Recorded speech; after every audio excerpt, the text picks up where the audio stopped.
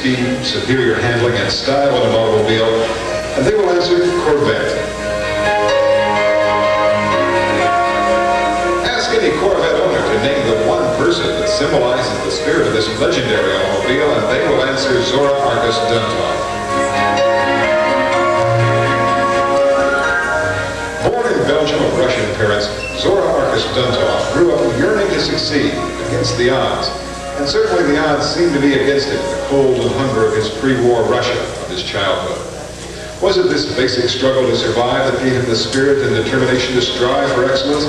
Was it his natural curiosity for engines that made him analyze the operation of a steam turbine at age 4 and lie about his age to qualify for enrollment in the Leningrad Electrotechnical Institute at age 17? Whatever the reason, Zora's genius manifested itself in many forms as he grew up. But it was easy to see early on that his first love was speed. Once Zora committed himself to something, he did not rest until it was accomplished, no matter what that something was. If you challenged him to catch a fish with nothing but a piece of string tied to a stick, he caught a fish. It was this spirit of competition and the challenge of speed that lured him to the racing life. While still a student in Germany, Zora bought a motorcycle and his first racer. The car was obsolete and had 50 horsepower. It may not have been much to look at, or even to drive, but it was a symbol of his love for speed. Once equipped with his engineering degree from Berlin, he became a prosperous designer and engineer in France, Germany, and Belgium. And among his designs, of course, were his own Arkus racing engines. On the great and the obscure racetracks of Europe and America, he tested his designs, reworked them, and raced them again and again, with one thought in mind: to make them more powerful, efficient, faster.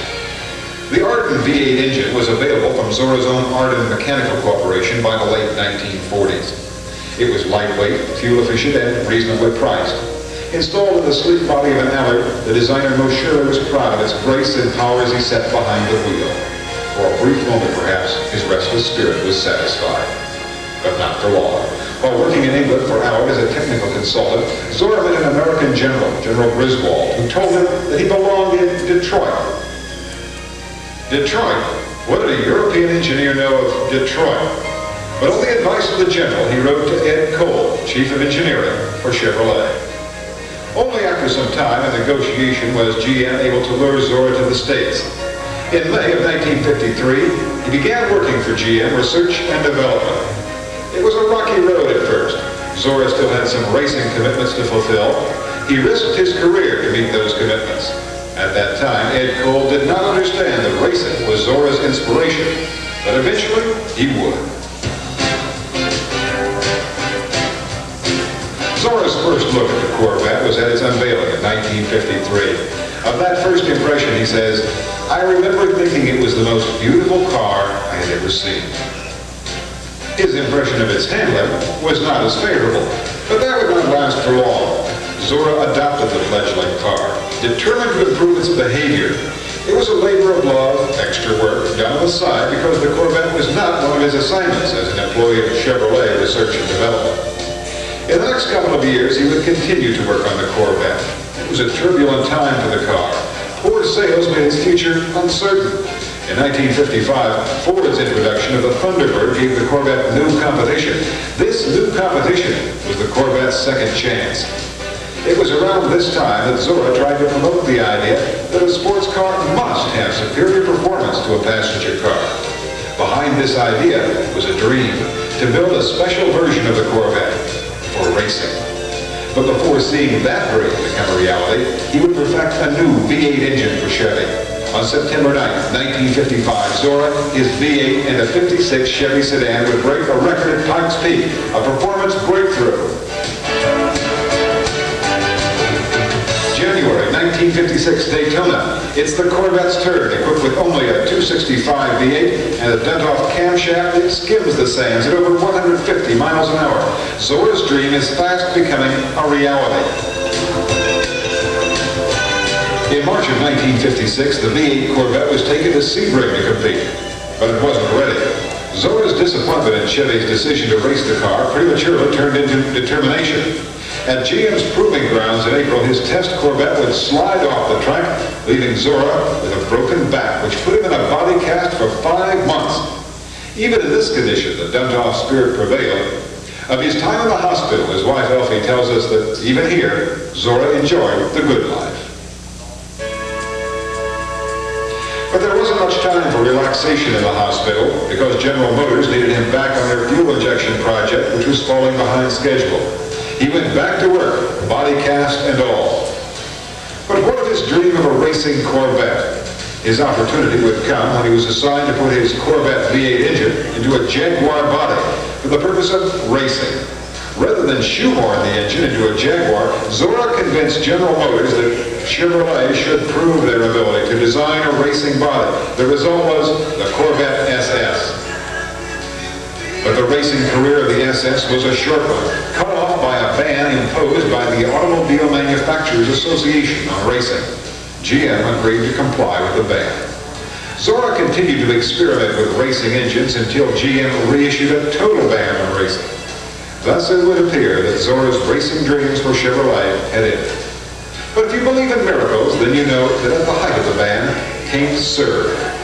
The Chevrolet Engineering Racing Vehicle was approved as research to prove the superior handling of a rear-engine design. Surge won speed records include Daytona 1961, 168.01 miles an hour.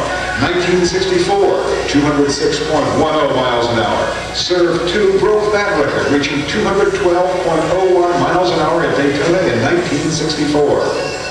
Zora's designs were not limited to the Corvette's racing cousins. His work extended to the production Corvette, just like the ones we drive today. The Corvette, as we know it, is the result of more than research and design. It is a result of this man who lent a bit of his own spirit to it, a spirit channeled into a limitless drive to succeed. That success was made all the better by the help of his supportive wife Elfie and many friends. Every experience, every success, and yes, even some failure, sculpted the man that is Zora Arkus Duntov. And the spirit does not rest. No engine is left untouched or unimproved by him, even still. But we have yet to acknowledge one of his rarest inspirations. The culmination of his dream to design a production vehicle with the performance of a racing machine. When it became apparent that racing Corvettes would never have the opportunity to compete, Zora proposed a lighter-weight, more powerful production Corvette. It was to be a vehicle that could compete with and surpass other GTs in the marketplace of the 60s. And did surpass them on the racetrack, the Grand Sport Corvette. Ladies and gentlemen, Bloomington Gold Special Collection presents the legendary Zora Arkus Duntov and the rare Grand Sport Corvette.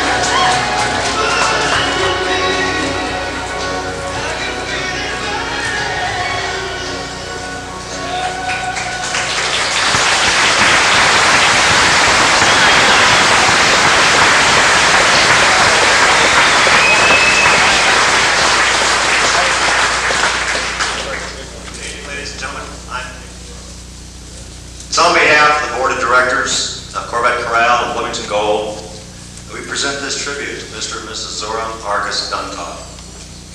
Although this is neither the first tribute that they've received, nor will it be their last, I'm sure, Bloomington Gold wants to make it one that's certainly among the most memorable. Mr. Duntov has received honors from his former employer, General Motors, He's received the honor of the Duntov Award, the prestigious award given by the NCRS. And he's been the leader of a very well-known classic now in Spearfish, South Dakota.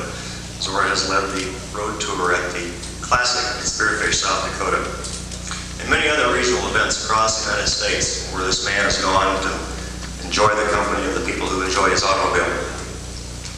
Tonight, Mr. Duntov, we hope you'll accept our way of saying thank you for your spirit of competition, your persistence, and that one key ingredient I know that you think is the one for success: intensity.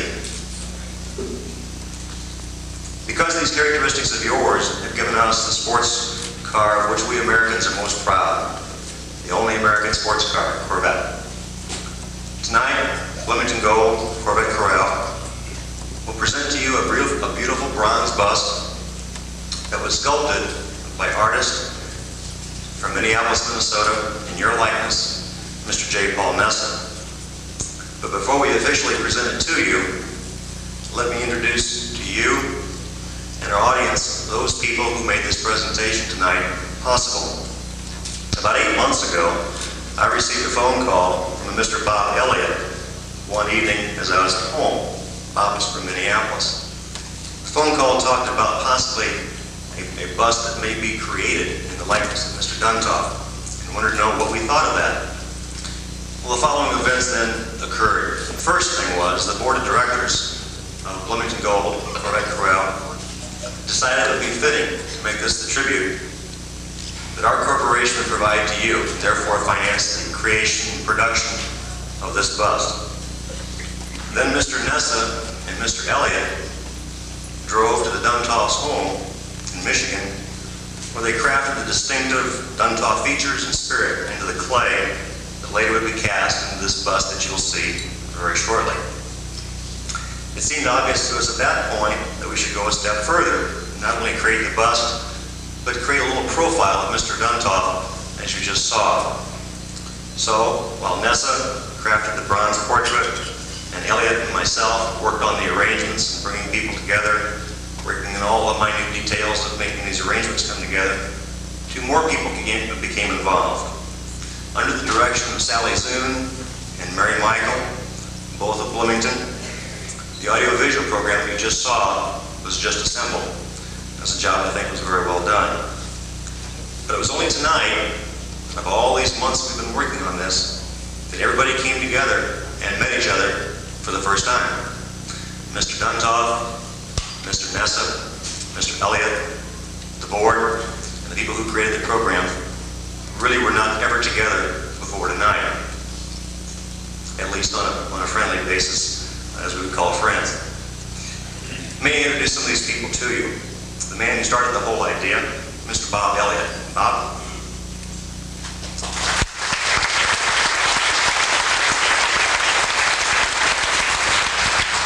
Board of Directors of Bloomington, Mr. Dale Smith.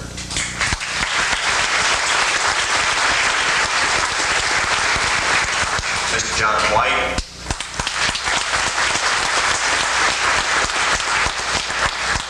Mr. Richard Schuller.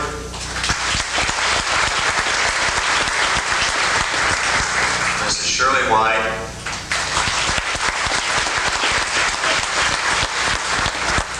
And Mr. J.D. Purvis, Director of the Special Collection.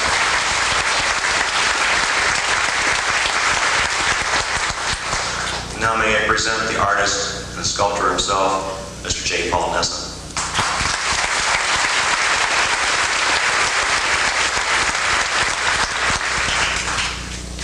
I grew up in Montana, and I was lucky enough out there to live near Glacier Park, because a lot of exotic machinery showed up all summer long. And it was there that I saw things like Corvettes and other sports cars. The whole idea of personal transportation, the idea of getting in one of these metal boxes and propelling yourself through space at a desired rate of speed, this is new to our species. And every time I get in my car, I think of that. I really enjoy it. Mr. Duntov made this performance aspect of these metal boxes. They're more than that, but to simplify the concept, he made them available to a group of people who really had never had access to a performance automobile. And it's an honor it's a pleasure for me to be involved in honoring him. The clay work that we did started in his home, and he was very patient, and we put something together there. Then I went home and worked in my studio with the piece that I had started in Grosse Pointe, and I completed the final bust, which you'll see tonight. And I did it in sporting attire at an earlier age, but I hope you're pleased, and I hope you're pleased.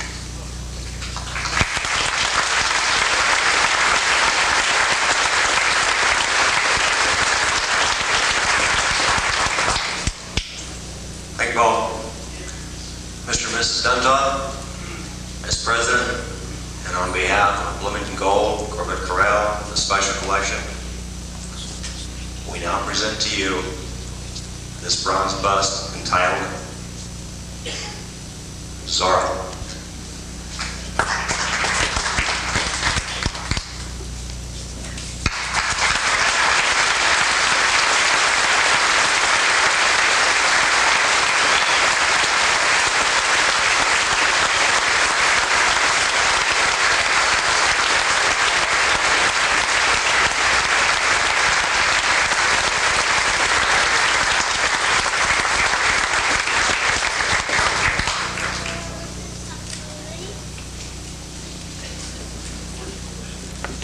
Enjoyed every aspect of this. I sign autograph because I know everybody who like the Corvette like driving. And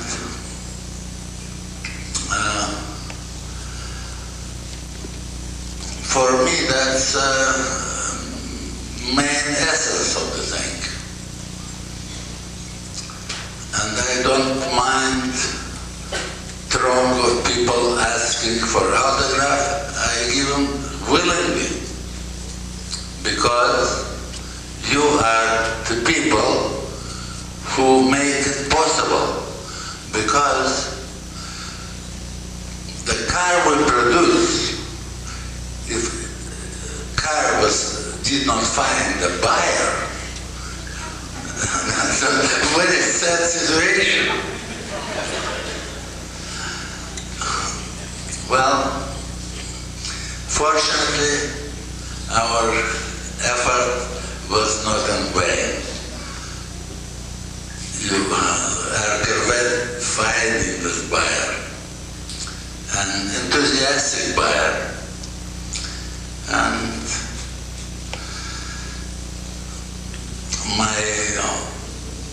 myself and declining of the age, I look at this younger people and with affection for old cars. That like meal of the honey or something. No, it's probably I didn't express myself. It's a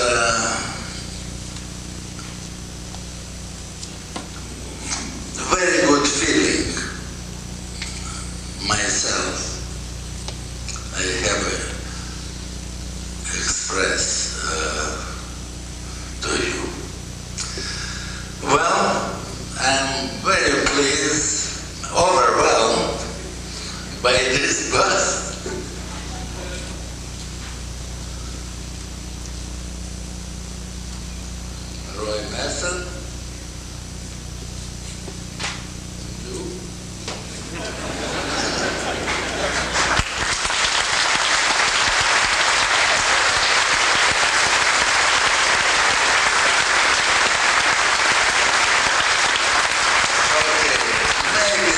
ran out of words. Therefore, I call you goodbye and see you tomorrow or someplace later.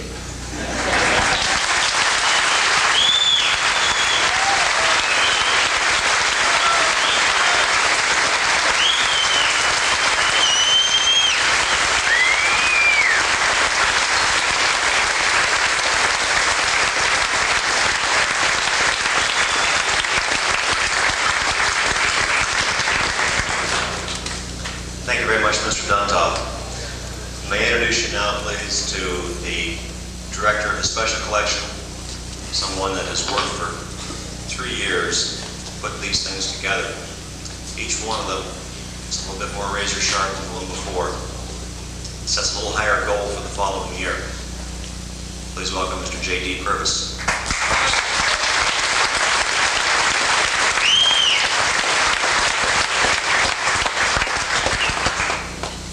This evening, it has been our privilege, all of us in this auditorium, to honor one of the world's greatest automotive geniuses, respected not only by us Corvette people, but by anyone who loves automobiles throughout the earth. A few years ago, Mr. Duntov analyzed the Corvette situation back about 1961 and 62 and realized that Corvette was slipping a little bit in its image as a performance car and the things that he loved, like racing. So he met with a few of his friends at GM, and they decided that Corvette should be winning races. But how would they go about this with a ban on racing and all of the restrictions that any corporation could place upon a brilliant engineer who loved to race? They gathered and they conferred and determined that perhaps just a few examples of a very lightweight model could be produced that would become competitive. So here we notice the beginning and the concept for the ultra-lightweight car called the Grand Sport. As the plans were developed over a period of time, work began in the summer of 1962 with Mr. Duntov directing the Chevrolet engineering department, and the Grand Sport began to take shape. An ultra-lightweight car that would have components and features that were 20 years ahead of its time. A ladder-type tubular frame, aluminum gearbox, aluminum rear end case, disc brakes, and an ultra-light, of course, fiberglass body. This car was not only to set the racing world on its ear, but it would for many years to come. The Grand Sport became a world-famous race car, and from 2 points of view, many people are thankful that there were only 5 made. One, Carroll Shelby, he thanked God there were only 5 of them. And the 5 owners of these cars that still remain today, we're thankful that you built them and that there are only 5. And now let me introduce you again to Mr. J. Paul Nessa.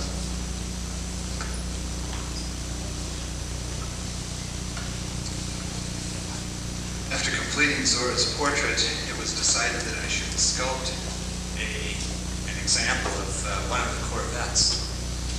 And in making the decision as to which car that should be, it was decided that the car should epitomize the Duntov touch. And it really was a fairly easy choice. The Grand Sport, as I understand it, was the ultimate development of the front-engine Duntov chassis with a very unusual motor setup. And the mid-year lines on this particular car have been altered in such a way that gives it an incredibly aggressive look. I just can't get enough of looking at the thing. But anyway, we decided to do a Grand Sport and make it available to collectors. So we'll have a look at that. Zora, how would you like to do the honors? Just give me a hand.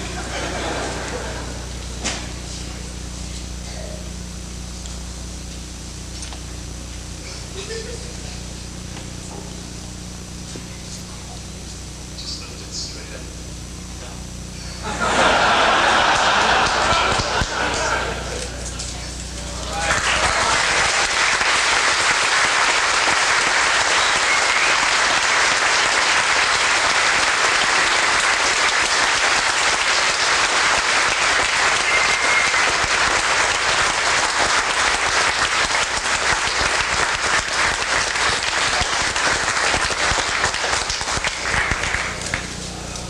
Thank you again for a beautiful piece of artwork, Paul. We'd like you in the audience at this point to visit the stage at this time. Before you do, I'd like to thank you very much for your enthusiasm. Thank you for coming to Special Collection. We'd like to see you next year. Please feel free now to come up and view the art. It's been our pleasure to honor you, Zora, and it's a pleasure to have you as guests at Bloomington. Thank you.